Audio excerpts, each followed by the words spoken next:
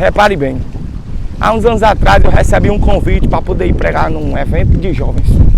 E logo que eu recebi aquele convite, na mesma hora, imediatamente, o Espírito Santo me direcionou sobre o que pregar naquela ocasião. Ele me mandou falar a respeito da viúva de Naim. Aí, meu irmão, manda quem pode, obedece quem tem juízo.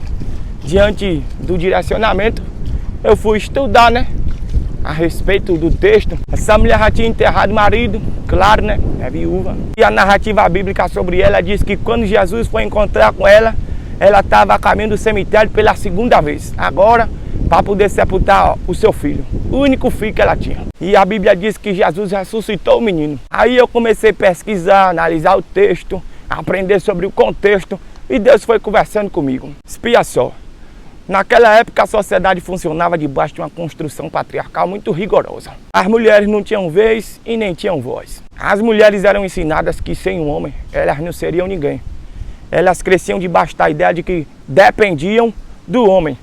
Eu dependo do homem. Era isso que tinha dentro da cabeça das mulheres naquela época. Enquanto filhas elas pensavam, ai de mim se não fosse meu pai. Enquanto esposas pensavam, ai de mim se não fosse o meu marido. A coisa era tão extrema que quando acontecia de um marido falecer, a mulher era considerada de sorte se o marido falecido tivesse deixado pelo menos um filho do sexo masculino. Porque se tivesse deixado uma menina também, já não tinha a mesma relevância. E no caso da viúva de Naim, o negócio é grave porque ela perdeu o marido e o único filho que ela tem, o único homem que lhe restou em sua vida, ela está indo enterrar também. Como mulher criada debaixo daquelas ideias, dentro daquela sociedade, ela está dilacerada, porque todas as suas fontes de dependência se foram. Considerando o contexto em que vivia, considerando a ideologia social, com toda certeza, aquela mulher estava pensando, ai de mim, porque toda a minha vida dependia deles e eles não estão mais aqui. E lá vai a mulher chorando, mais uma vez, a caminho do cemitério. O corpo do filho dela no caixão, o pessoal carregando, um desespero. E ela toda arrebentada, toda angustiada, se sentindo um nada. Aí de repente Jesus aparece diante do cortejo, manda parar tudo, se dirige até aquela mulher e diz para ela, não chore não. Agora como é que diz para uma mulher numa situação dessa não chorar? E na verdade essa situação não era para trazer mais dor. Dessa vez, essa situação é para trazer uma lição. Depois que Jesus diz para que ela não chore, ele fala com o morto e o morto ressuscita. Aí a Bíblia diz que Jesus tomou o menino ressuscitado pela mão, tirou de dentro do caixão e devolveu a ela. Repare bem, naquele dia, a graça de Deus desconstruiu uma ideia e construiu outra na mente e no coração daquela mulher. Antes ela pensava, ai de mim se não fosse meu pai, ai de mim se não fosse meu marido, ai de mim se não fosse meu filho, ai de mim se não fossem os homens na minha vida. Aí Jesus aparece se revelando de uma forma extraordinária, operando um milagre assustador. E agora eu vejo ela pensando, ai de mim se não fosse a presença de Jesus, ai de mim se não fosse a graça de Deus, se não fosse a misericórdia dele. Jesus chegou para poder organizar a mente daquela mulher e colocar um equívoco no chão. Nas entrelinhas do milagre eu vejo Jesus dizendo, epa, dos homens você precisa, mas é de mim que você depende. Precisar é diferente de depender. Não confunda as coisas não. Você precisa do seu marido, mas é de mim que você depende. Você precisa do seu filho, mas a sua fonte de dependência sou eu. Você precisa de amigos, mas se te rejeitarem, se te traírem, se te decepcionarem, você depende de mim.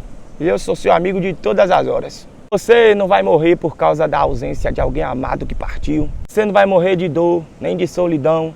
Tampouco vai afundar no mar da depressão por causa da partida de alguém, por causa de rompimento, de quebra de aliança, de traição, abandono. Das pessoas você precisa, mas é de Deus que a sua vida depende. E o nosso problema é que a gente faz confusão a respeito disso.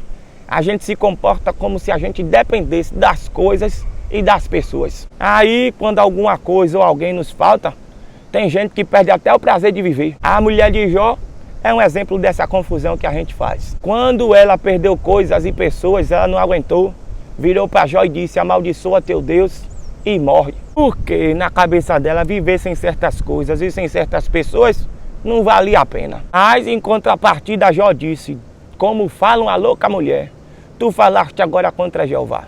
Você aceitou o bem com prazer e o mal você não pode aceitar. no sair do ventre da minha mãe, no tornarei para lá. Bendito seja o nome do Senhor. Aí, ó, nas entrelinhas do que Jó diz, eu vejo ele dizendo: mulher, das coisas, das pessoas, a gente precisa, mas a nossa vida depende mesmo é de Deus. Agora deixa eu contar aqui um testemunho pessoal. Eu precisava fazer esse resumo da pregação daquele dia para poder você entender o testemunho na essência. Eu lia o texto, estudava o texto, refletia sobre o texto para poder falar no evento, né?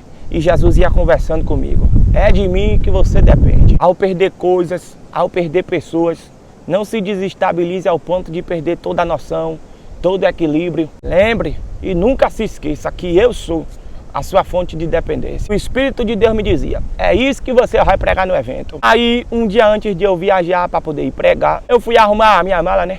Peguei minhas vestes, uma beca de respeito para poder realçar minha elegância, que já me ocorre naturalmente, graças a Deus. Mas na hora que eu fui pegar meu sapato para poder colocar na mala, o único sapato que eu tinha na época, o bicho estava descolando, que estava com um buraco medonho debaixo. Eu colava e ele descolava. Eu colava e ele descolava. A cola acabou e o bicho estava lá com a bocona aberta. E eu pensei: misericórdia, deu ruim. Mas aquela palavra não saía da minha cabeça e eu estava recebendo de Deus a mensagem: é de mim que você depende. Deus falava comigo o tempo inteiro. As coisas e das pessoas você precisa, mas a sua fonte de dependência sou eu. E eu estava arrumando a mala por volta das 10 da manhã do dia anterior da viagem. E eu preocupei, né? Porque do jeito que o sapato estava descolando, eu corria o risco de perder a sola caso eu calçasse aquilo. Passar vergonha, entendeu? Um pedaço do sapato ficar pelo chão mesmo. Eu não tinha dinheiro para poder comprar outro. O evento era importante. Eu pensei: vou passar vergonha. O que foi que eu fiz? Não tinha nada que eu pudesse fazer a não ser orar. Eu comecei a orar e eu pedi a Deus um sapato novo. E eu orava com o sapato na mão, como se estivesse mostrando para Deus assim: Senhor, olha para aqui, o tamanho do buraco que está nesse sapato, meu Pai. Me dê outro, não deixe teu servo passar vergonha não. Eu pedi um sapato, eu pedi a Deus. E enquanto isso, eu seguia meditando no texto sagrado.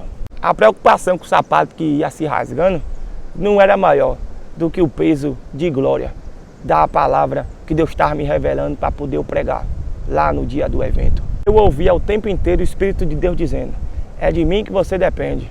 E vá dizer isso ao meu povo, vá dizer isso à minha igreja, porque tem muita gente equivocada. Aí, por volta das 10h30 da manhã, eu encerrei minha oração. Quando foi mais ou menos meio-dia, o celular tocou. Era uma irmã da igreja, uma mulher de oração. E ela disse assim: Breno, tem como você vir aqui em casa? Eu digo: é agora. Aí eu fui lá. Quando eu cheguei lá, ela começou a me dizer: ontem, quando eu estava orando, Deus me deu uma visão. Eu via você descalço e via um par de sapatos na sua frente. Aí ela seguiu dizendo, mas eu não entendi e deixei aquilo para lá.